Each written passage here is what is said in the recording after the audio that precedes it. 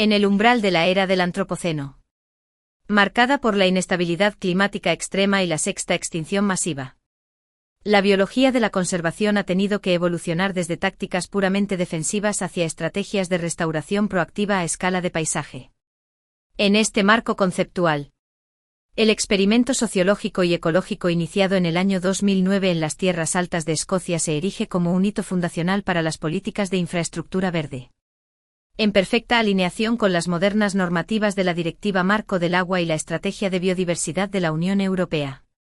La reintroducción científicamente orquestada de una población fundadora de castores europeos, Castor fiber, una especie erradicada del territorio británico hace más de 400 años por la voracidad mercantil, dejó de ser un mero proyecto de conservación de especies para convertirse en un audaz ensayo empírico sobre la manipulación ecohidrológica.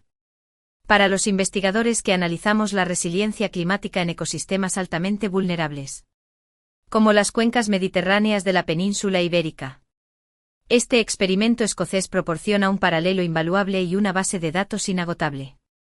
Demuestra cuantitativamente cómo el reintegro de una sola especie catalogada como arquitecto del ecosistema posee la capacidad intrínseca de revertir patologías ambientales crónicas.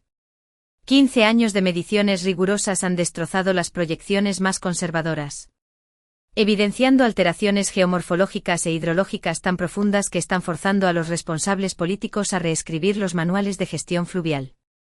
Los asombrosos resultados biológicos derivados de esta intervención pionera están sirviendo como el principal argumento empírico a nivel mundial para justificar la adopción masiva de soluciones basadas en la naturaleza frente al inminente colapso de los recursos hídricos globales. La teoría de las especies clave y los ingenieros ecológicos sostiene que ciertos organismos ejercen un impacto desproporcionado sobre la estructura de su ecosistema espacial. Un concepto magistralmente ejemplificado por el papel histórico del castor en Eurasia. Antes del advenimiento del mercantilismo del siglo XVII. Las dinámicas fluviomorfológicas de Escocia dependían casi exclusivamente de la incesante actividad constructora de estos roedores. Al edificar sus intrincadas redes de presas y canales laterales, actuaban como válvulas de regulación sistémica, disipando la energía cinética de las corrientes y promoviendo la recarga de acuíferos subterráneos. Trágicamente, la insaciable demanda europea por su densa piel impermeable y el castóreo, altamente cotizado en la botica tradicional y la industria del perfume, condujo a su sobreexplotación y posterior extinción local. Este patrón de desfaunación impulsado por fines comerciales guarda inquietantes similitudes con la deforestación histórica y la pérdida de ungulados salvajes que sufrió la península ibérica para la expansión naval y agrícola, como el fenómeno de la mesta. El último registro histórico fiable de la especie en Escocia marcó el inicio de una prolongada era de degradación funcional. La erradicación de este arquitecto natural no solo empobreció el catálogo faunístico de la región, sino que extirpó el principal mecanismo de autorregulación del paisaje hídrico, induciendo una simplificación dramática y la homogeneización patológica de las otrora vibrantes llanuras de inundación y corredores ribereños. Las investigaciones de línea base hidrológica, ejecutadas con exhaustiva precisión en 2008, diagnosticaron una cuenca fluvial en un estado de colapso morfológico avanzado, privados del efecto de esponja que proporcionaban los embalses de los castores. Los sistemas fluviales se habían transformado en canales de drenaje de alta velocidad, perdiendo por completo su conectividad con las zonas de desbordamiento lateral. Los sensores telemétricos revelaron datos alarmantes durante los eventos de precipitación intensa invernal. Los niveles de inundación máxima prácticamente duplicaban el volumen registrado en cuencas de referencia no alteradas, provocando riadas devastadoras con periodos de retorno críticamente acortados a intervalos de 2 a 3 años. Esta violencia hidrodinámica erosionaba implacablemente el sustrato esencial. En un agudo contraste estacional. Durante las sequías de verano, los niveles freáticos se desplomaban de forma precipitada, perdiendo entre 30 y 45 centímetros de profundidad. Esta drástica reducción del nivel freático provocaba la desecación letal de los suelos de turba, fracturando la capa terrestre y asfixiando a la vegetación ribereña por estrés hídrico. Como consecuencia ineludible de esta ruina física, la red trófica se desmoronó. La rata de agua europea perdió más del 95% de sus hábitats viables, quedando expuesta a los depredadores invasores debido a la desaparición de la flora de ribera protectora. A su vez, las poblaciones endémicas del salmón atlántico, el principal indicador biológico de la salud fluvial escocesa, sufrieron un colapso demográfico. Los juveniles se encontraban en densidades irrisorias de menos de un individuo por metro cuadrado, incapaces de sobrevivir en lechos frezaderos asfixiados por la sedimentación fina y expuestos en aguas estivales letalmente someras y cálidas. Fiel a la compleja sociología de los conflictos humanos-vida silvestre que observamos en todo el mundo, como los encarnizados debates sobre la gestión del lobo ibérico en Castilla y León, la propuesta de reintroducción en Escocia se enfrentó a un muro de resistencia rural y escepticismo institucional. Durante el arduo proceso de consultas públicas en el bosque de Napdale, el sector agrario advirtió vehementemente sobre el potencial catastrófico de las inundaciones inducidas en las llanuras agrícolas, proyectando pérdidas económicas anuales tasadas en más de 12.000 libras esterlinas por la ruina de los campos de heno y pastos bajos. De manera paralela, la influyente industria pesquera y los fideicomisos ribereños, Scottish Rivers Trust, presentaron intrincados modelos matemáticos argumentando que las barreras infranqueables de las presas de castores bloquearían irremediablemente las rutas de desove de los salmones anádromos. Para superar esta parálisis y armonizar los imperativos de conservación con el desarrollo económico, el gobierno escocés implementó un sofisticado marco de gobernanza adaptativa. En 2008, se emitió una licencia para un ensayo piloto de 5 años, bajo un régimen de condiciones extremadamente draconianas.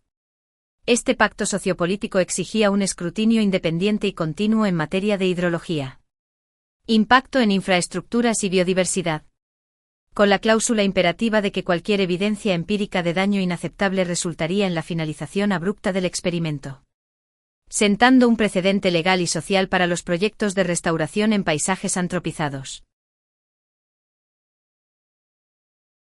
El operativo de campo desplegado la mañana del 29 de mayo de 2009 constituyó un triunfo de la biotelemetría y la planificación ecológica rigurosa. Un contingente de 11 castores euroasiáticos, 6 machos y 5 hembras adultos, importados desde Noruega, arribó tras haber superado una cuarentena epidemiológica inflexible de 6 meses, diseñada para prevenir la contaminación patogénica. Científicos adscritos al Nature Scott y la Scottish Wildlife Trust ejecutaron un protocolo de introducción tecnológicamente vanguardista. Antes de liberar a los especímenes, el área del lago Coillebar había sido profundamente monitorizada mediante tecnología espacial LIDAR y equipada con medidores de presión limnimétricos y estaciones acústicas para consolidar los parámetros base de la cuenca. A los animales se les sometió a controles biométricos exhaustivos y se les ajustaron collares de seguimiento por GPS de alta sensibilidad. El impacto de la introducción fue instantáneo. Al entrar en contacto con su nicho ecológico histórico, los instintos profundamente arraigados de la especie afloraron sin demora.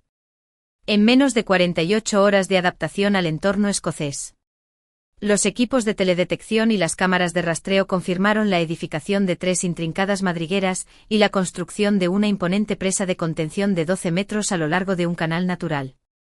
Todo el proceso fue capturado en un flujo masivo de datos empíricos, convirtiendo a la naturaleza en un laboratorio cuantificable en tiempo real. El análisis longitudinal de los datos recopilados tras 15 años de observación ininterrumpida ha certificado una metamorfosis ecohidrológica que avala de manera concluyente el paradigma de la ecología de la restauración activa. Desde la óptica de la física de fluidos, la intrincada infraestructura construida por las familias de castores ha atenuado la agresividad hidrológica. Los caudales máximos durante las tormentas se han reducido estadísticamente en un 18%. Un margen de seguridad que la ingeniería civil tradicional solo logra con inversiones multimillonarias en embalses de hormigón. De manera recíproca, el volumen de retención hídrica de los ecosistemas locales se ha expandido en un extraordinario 39%. El nivel freático subterráneo, crónicamente deprimido, ha experimentado un ascenso medio de 27 centímetros. Un proceso que ha logrado rehidratar con éxito extensas áreas de turberas. restaurando su función crítica como pozos biológicos para el secuestro de carbono. Esta profunda rehabilitación morfológica actuó como un potente catalizador para la biodiversidad. Los inventarios mediante fototrampeo han certificado un aumento espectacular del 600% en las poblaciones de nutria paleártica. La asediada rata de agua ha recolonizado triunfalmente el 38% del hábitat estabilizado. Además, el seguimiento herpetológico confirmó en 2013 la inesperada presencia del tritón crestado en los humedales artificiales de los castores. Un hito que, sumado a la expansión territorial de múltiples especies de odonatos que multiplicaron por 9 sus zonas reproductivas, consolida el efecto cascada positivo que un único ingeniero ecosistémico puede desencadenar en múltiples niveles tróficos. La abrumadora evidencia empírica extraída del proyecto de Nabdale ha transformado la arquitectura intelectual de la conservación en Europa y el mundo. Este caso de estudio ha demostrado de forma irrefutable que la restauración estratégica de los ingenieros ecológicos autóctonos no solo es ecológicamente superior, sino también económicamente más viable que las continuas y costosas intervenciones antrópicas para el control de caudales. Al devolverle la agencia al castor, se han abordado simultáneamente las dos amenazas más graves de las cuencas fluviales hipermodificadas en la era del cambio climático: la vulnerabilidad extrema frente a las inundaciones relámpago y el colapso funcional frente a la sequía prolongada y la desertificación subterránea. El experimento en las tierras altas ha superado su objetivo inicial de recuperar una especie singular, estableciendo un nuevo marco filosófico y operativo para la resiliencia del paisaje. Para regiones del sur de Europa que se enfrentan a la creciente amenaza de la desertificación, las lecciones de Escocia ofrecen un camino claro, la herramienta de adaptación climática más potente, rentable y holística que poseemos como sociedad es abandonar el paradigma del control total e integrar a las fuerzas biológicas evolutivas en el diseño y protección de nuestras infraestructuras naturales críticas.